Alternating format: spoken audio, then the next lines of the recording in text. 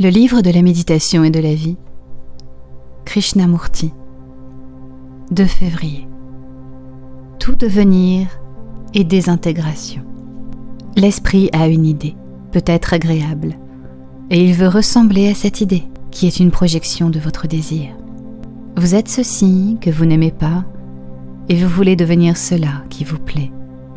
L'idéal est une projection du moi. Le contraire est une extension de ce qui est.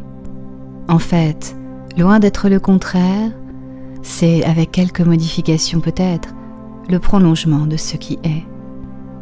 La projection est voulue par le moi, et le conflit est l'effort pour atteindre cette projection. Vous vous efforcez de devenir quelque chose. Or, ce quelque chose fait partie de vous-même. L'idéal est votre propre projection. Voyez à quel point l'esprit se joue des tours. Vous courez après des mots, après vos propres projections, après votre ombre. Vous êtes violent. Vous vous évertuez à la non-violence, l'idéal. Mais cet idéal est une projection de ce qui est, simplement sous un autre nom. Lorsque vous avez conscience de cette supercherie, de cette farce mensongère que vous vous jouez à vous-même, alors le faux est perçu comme tel. L'effort pour atteindre une illusion est le facteur désintégrateur.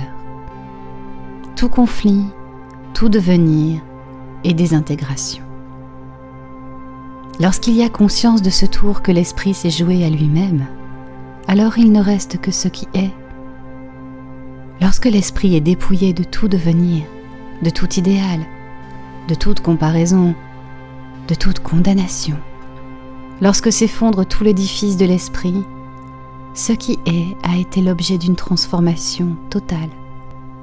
Tant que l'on donne des noms à ce qui est, il y a relation entre l'esprit et ce qui est.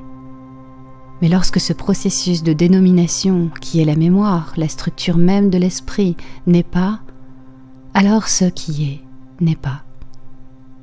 Ce n'est que dans cette transformation qu'il y a intégration.